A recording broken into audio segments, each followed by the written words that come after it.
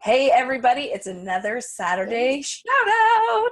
That's right, in the Thrive Tribe, for those of you who are new to the tribe, every Saturday we do shout outs. We highlight just Thrive Tribe members of the week.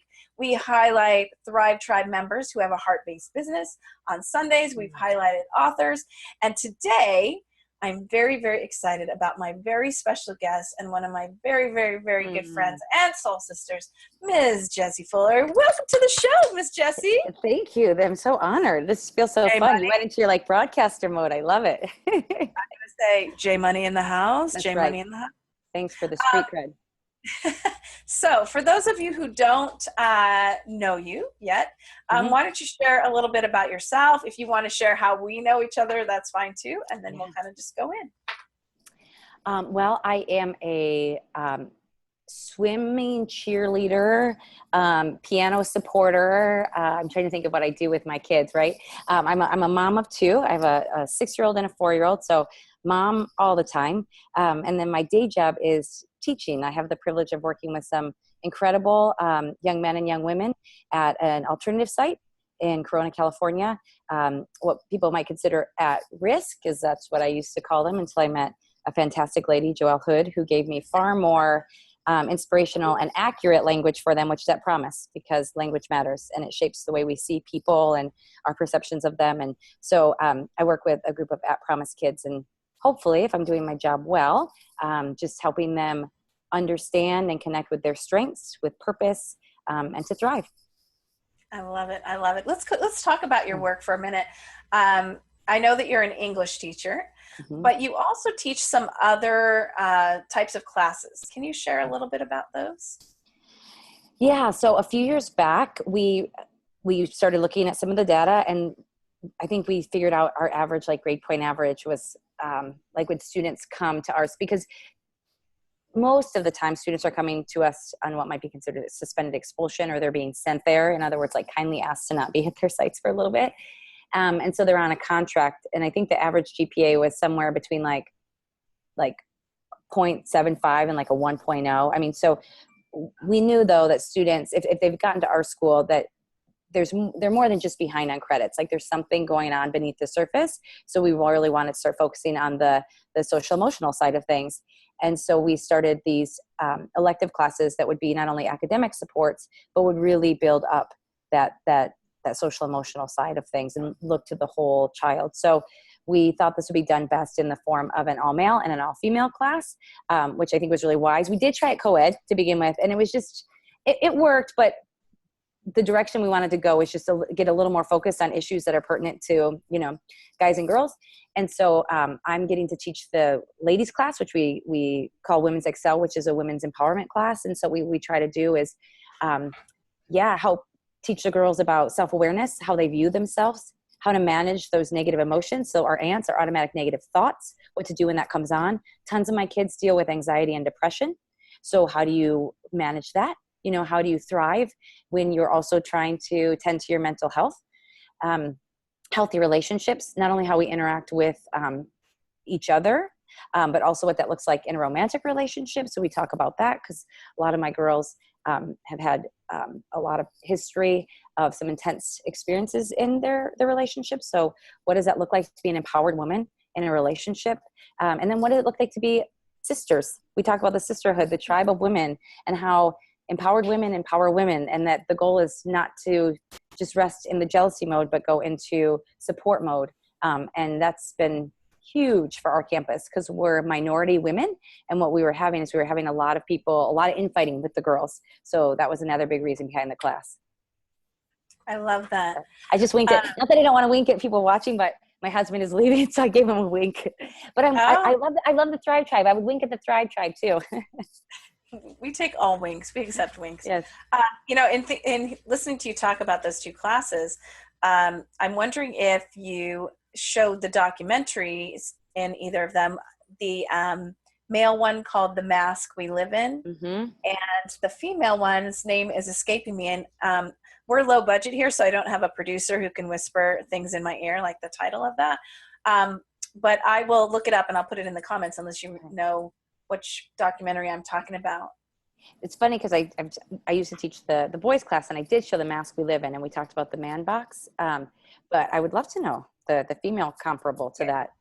I will find it, and I will put the links to both of those in the comment box. I have not seen the female one yet, but the male one is so profound. Yes, yes, agreed. Really just a profound documentary. So, and I realized I never answered your first question about how I know you. Oh, so how do you know? I'm gonna back that up. I feel like there was, as I probably other people in the Thrive Tribe can attest to, I felt like there was this, like, I heard of like your, like the idea of you first, really, like your name precedes you. I worked with a wonderful woman in our district who had been to some of your Synergy days way back, like early on when you were still a principal. And she was just talking about how great this was. And she was really wanting to bring some of that Synergy spirit to our campus, because we were doing lots. Historically, we had been a little more based in a little more punitive methods, but we have totally shifted to be more restorative. And so she was really trying to help bring some of that community spirit into our school. And she said, we really need to reach out to Joelle Hood. And then that was the same year that you started offering these SEL 101s. And I remember sitting in the first session, totally fangirling and writing like copious notes. I mean, I just remember I had Post-its, like because there were little Post-it at the table. So I was like Post-it noting all these ideas, and then just really pouring over those, asking you for your presentation afterward. I mean, that was the first time I had heard about growth mindset, and I presented it to my staff. Really? It was the first time. Oh yeah. Well, because it probably would have been 4 or 5 years ago that you did your first one in Temecula. And so, yeah. And so I know, I feel like, how did I not know? How did I do life without growth mindset? Right. I feel like it's so all over, but yeah, you were the first one to point out growth mindset or talk about that. The first to really start bringing mindfulness to my attention, and talking about how healthy brains are built. I mean, I shared all of that with my staff. I came back and it was by far the most impactful professional learning experience. So, and I don't say that as just like a guest on your show trying to boost you. That's like totally just like authentically. Yeah. And so then after that, I was sold. And then I just started following you. I remember that I went to go see a workshop at RCOE, and I saw you present, and I'm like, this girl's amazing. We should probably hire her for the company I was working for at the time, because she is a spitfire. She's smart. She has great presence and great authenticity. And that's something I'm very attracted to, is people just being their, real self. So, well, thank you. And my dance. So then I became your fangirl. And then for those of you in the Thrive Tribe, we have a little joke between us that, I call her young Skywalker sometimes, and then old Obi-Wan or something. Yeah. I don't know. I have to decide Yoda or Obi-Wan. I don't know. Yoda. Can you be Yoda? Can we be Yoda? Yeah, that's really, you're super wise. Yeah. You just need to change around some of your words, the order of your words, and you have it nailed. All right. I'll work on that. Okay. So let me ask you a couple of questions that are just sort of random. Are you ready? I'm ready. If you were to describe yourself as a vegetable, I usually do fruit. I'm twisting it up for you. Yeah. If you could describe yourself as a vegetable, what would it be and why? Right. And I don't want to misname vegetables, because I know a lot of times we name vegetables that are really fruits, right? Because vegetables don't have the seed. I'm going to go with broccoli because I think maybe like I have some voluptuousness up top, like a broccoli floret. And because I think I'm a little like punchy. Like I'd like to think like punchy makes me think of crunchy. So yeah, maybe it's a stretch. It might be a stretch, but, and I'm good. I'd like to think I go with a lot of different things. And I feel like broccoli is a good side, or it's good with a lot of different dips. You could do the ranch, you could do the hummus. So I'd like to think that I can link up well or connect with a lot of different facets or groups. And you're good raw or steamed, right? So, yeah. That's what I'm getting on the next T-shirt. Raw. If you were to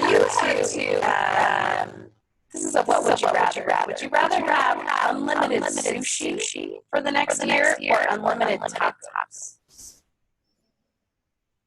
Now that is a difficult question. We ask the tough questions. Right, I know. This is the stumper, and I'm not even kidding. I'm really giving this some thought. I love both in very real ways. And I'm indecisive. Okay, I'm gonna go with the tacos. I'm gonna go with the tacos. There, I did it. I said it. You can have a lot of different things inside the taco. You can. The wind blew, and I was just saying, you just got dim lights. It's just different mood lighting. I'm just gonna go with it. Mood lighting. Okay. Would you rather give up TV for a year or games for a year? TV for sure. Yeah. Okay.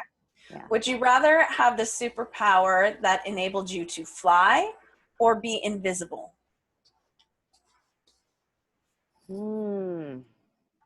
I think fly. I think just getting to different places, and I tend to run a little late, so I think that would be very helpful for me. And my family lives in Michigan, so if I could get over to see them, like, because that's like just the one piece of my life. If I could just bring my parents from Michigan over here, like, that would complete things. So I would if I could fly, I would strap my kids on my back, and we'd be heading to Detroit more often. That's for you, Justin Lawson Brooks, a Michigan shout out. To another Thrive Tribe member who we've interviewed on the show.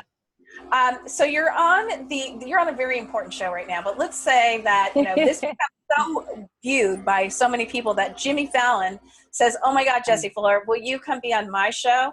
And you say, "Of course, Jimmy Fallon." And so he says, "What song do you want the band to play as you're coming out? What is the Jessie Fuller walkout song?" Oh, that's again, these questions, Joelle. I needed. Well, it's probably good that you didn't give me too much pre-time, because I would have thought about it a lot. What would be my song? Well, I don't know if it's so much a theme song to walk out to necessarily, but on my bucket list, at some point in my life, and I've told my husband it will have to happen, is I want to reenact the last scene from Dirty Dancing. So, time of my life, like, I feel like it just would need to play at some point, and I would hope that Jimmy would just catch me if I started running and I jumped, that he would just know what to do. Because I'm sure yes, as a fellow fan of Dirty Dancing. And nobody puts baby in the corner. Thank you. Nobody puts Jessie in the corner. Right. Thank you. All right. Another question. Again, don't overthink. Okay. If you could teach the world just one thing, and there's lots to teach the world, but one thing, what would you want them to learn from Jessie Fuller?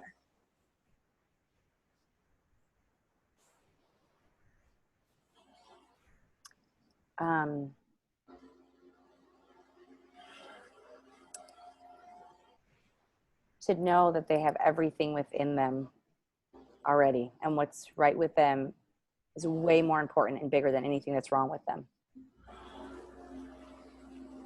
That's pretty profound, actually. I really, that's beautiful. I like it. Thanks. Okay, very last question. It's my new thing, my new jam. Okay. Now I'm turning the tables. You can ask me. You can be the interviewer. Ooh. What one question would you have for me? Okay. Well, if I know Joelle, the way I think I do, one of the things among many that I love about you is, I feel like the things that you're passionate about all have similar strands. They all point to well-being and people thriving, but like, depending on when I talk to you, there's always like one thing that's like percolating, like the thing that's like, like, this is really like belonging is really like just something that's been swirling, and I'm learning about it, and I'm seeing it in practice. And so I want to know, like, what's percolating for you, girl, right now? Like, what's that thing that's like just like simmering? And if I sat down, you would be like turning over the napkin and like writing it down if we go to coffee. That's a good question, Jessie Fuller. I think right now, belonging in the workplace. I've talked a lot the last couple of years about belonging in schools, making sure that kids feel like they belong. But I think just going up a notch and belonging in the boardroom, belonging in the management meeting, belonging in the staff room is huge. And so I think we don't do enough of that. And I was even focusing, after I kind of moved away from focusing on belonging for students and focusing on it for staff, I still was leaving out kind of the executive leadership. And in doing some work recently with a couple executive teams, I realized that they also have those same feelings of not belonging, right? And so if we don't if we don't address it there, then it's hard for it to trickle down, you know? And so I think if we make belonging a priority and cultivating connection a priority from the very top and from the bottom, you know, and then it goes all which way, then the workplace in general would be a totally different and more productive place to be, and it would improve everybody's well-being and engagement. So belonging is probably still the topic. I would say I would add one other thing I'm percolating on is I know a lot of times people will say to me, oh, I want to go to one of your trainings, but I'm on vacation or I can't get there or whatever. And so I'm working on, it's really still in the percolating when I say that, but I'm working on an online space where people can come to workshops online. So from wherever they are in the world, and I'm calling it Thriving University, Y-O-U, Thriving University. Clever. So people can come and just take, you know, a course on gratitude or a course on forgiveness or a general course on well-being or whatever it is that, that I offer. And then once I get that up, I may have guest people offer courses in Thriving University. I don't know. It's percolating. I'm seeing what that. I love it. I'm excited about that. What do you have next on your, what's percolating with you, Jessie Fuller? Well, I'm looking forward to just spending a summer with my kids, just really soaking up some moments with them. We have some fun like camping trips and things like that. And then with some colleagues looking to just hopefully share some of the things that we've been learning about at our site as we're just continuing how to learn how to support our students better. So just creating some content for belonging and how to create that, especially at the high school level, what that looks like. And so, so hoping to try to put some of those things together and get them out so they'll be easily accessible. I love it. I love it. And we will be putting, as those things come out, we'll be putting more information in the Thrive Tribe. And until then, Jessie, always a pleasure to see you. J. Monet. Thank you. Thanks so much for having me. If you would be willing to be a guest and be in the hot seat and let us get to know you a little bit better, we would really appreciate it. We want to build belonging and cultivate connection and hear people's stories. So on that note, have a great rest of your Saturday. Yay! Peace out. Thank you. This was awesome.